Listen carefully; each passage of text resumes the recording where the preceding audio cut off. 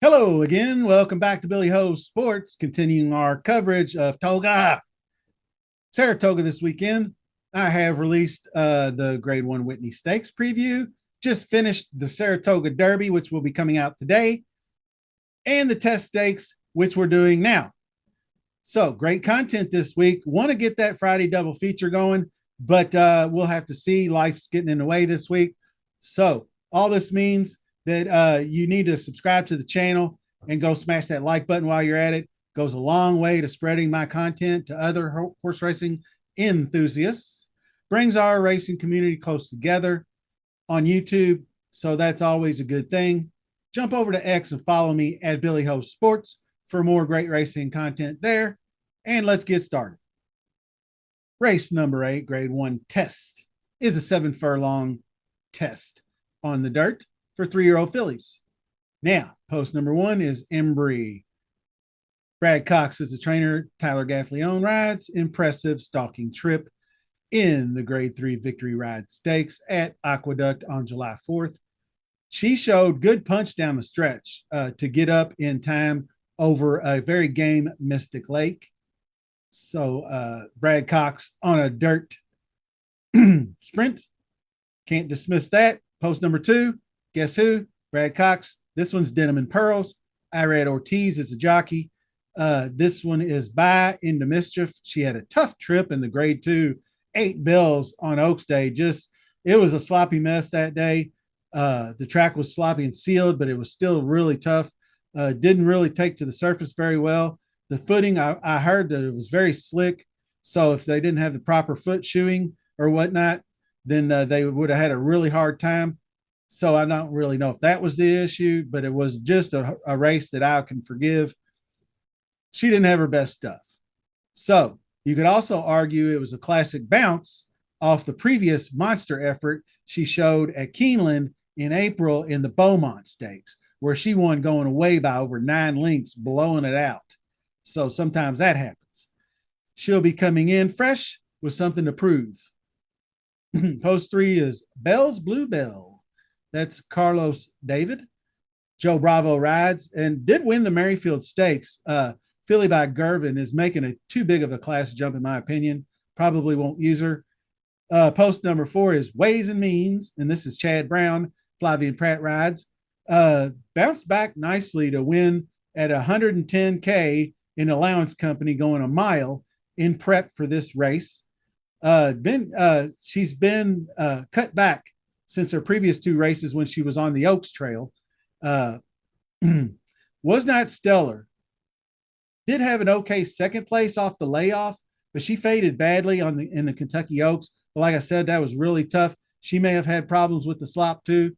I don't know. But she earned a 106 Brisnet number at Saratoga on June 6th.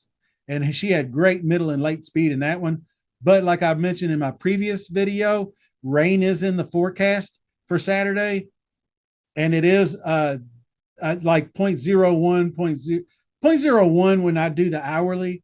It means just kind of really just drizzling. But when I start to see 0.02 per hour, that means it's getting a little bit up there and more rain. So if it's going to be that kind of a steady rain, they'll seal the track, and then you're running in the slop again. So we need to keep that in mind.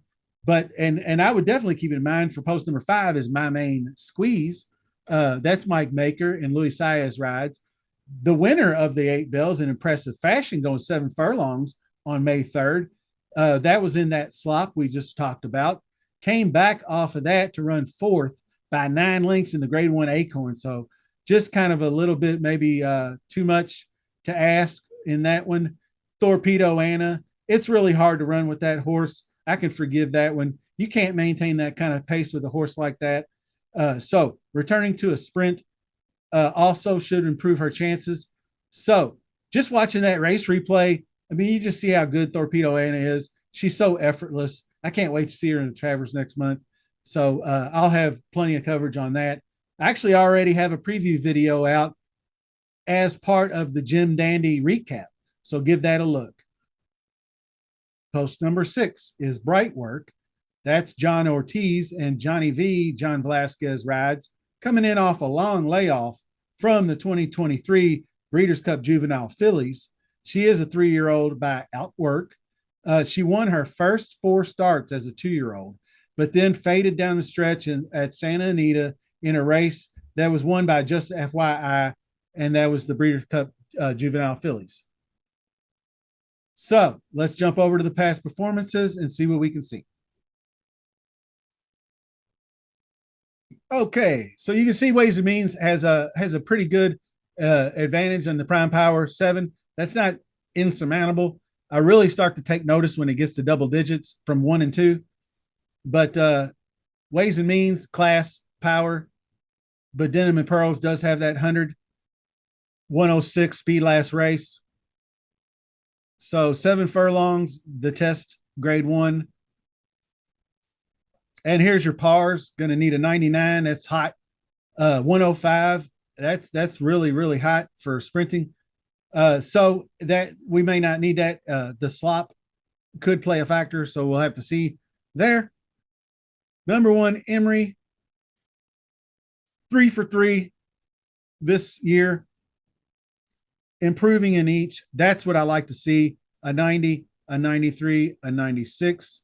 Improving in every one. So, and jumping up in class in everyone and improving. So if she makes the next logical step to grade 1 company, this is going to be that 99 to 100 speed figure. So very interesting horse. Inside post, probably not going to hurt there. So definitely going to be a contender. Obviously, Denim and Pearls disappointed in this 10-length defeat there, going off as the chalk favorite. So Beaumont is the bounce I've referred to was this one. 1 going away by 9, but it wasn't really super fast fractions. -8, -13 is a hair bit on the slow side, but not that bad because they did run a 22 opening quarter, so that's pretty good. But the 45 for the half is or 46 for the half, I should say, is on the slow side. So next up, Bell's Blue Bell. Like I said, she just doesn't have the speed. Whenever you see just this massive amount of negative bullets, 6th in Prime Power pass. Here's Ways and Means. This is what I was talking about. Just didn't have it this day. But coming off, I thought she looked a little sluggish, really, in this one.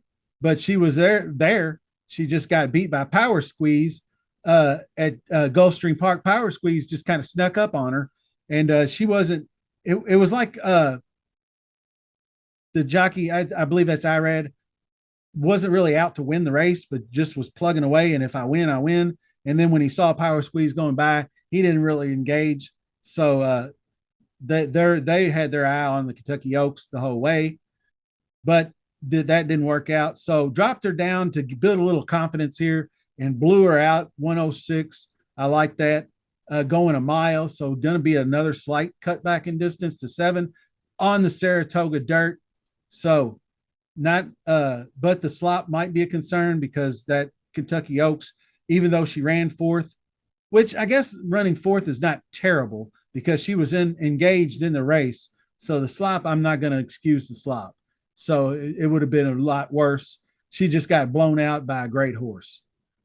Anyway, My Main Squeeze, very good in this 8 bells, but dipped to 91. She ran, I mean, Torpedo Anna, what can you say? Ad nauseum, just outmatched.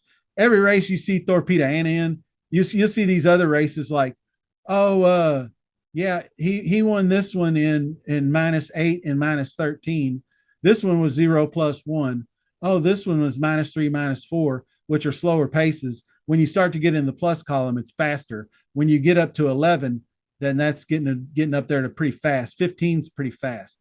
So then you get into these races where they're up against Torpedo Anna, you're getting 17s and 12s. Once again, 10s and 12s. I mean, that's just fast. It's really hard for horses that aren't used to doing that. So the last in the field is Bright Work. Probably the most interesting one, I would say, because she's been off since the BC Juvenile, but had some really good early on success. Spinaway was a grade one, uh, grade three. So she progressed, ran a huge 101 here at Saratoga. So these two races at Saratoga were back to back wins. So that is something you definitely want to pay attention to. So I'll be keeping an eye on the tote board for this one. So training well up to this as also sharp 4 furlong workout June 28th. Uh, and then the 5 furlong workout was second out of 23. So really should be ready to go for John Ortiz. So let's get done here and show you what the selections are. Okay, so my top selection is going to be Ways and Means number 4. I don't think a sloppy track is going to throw her off. I think she should be the best of this group. Can't ignore the 2 huge races she ran at Saratoga that bookended her young career.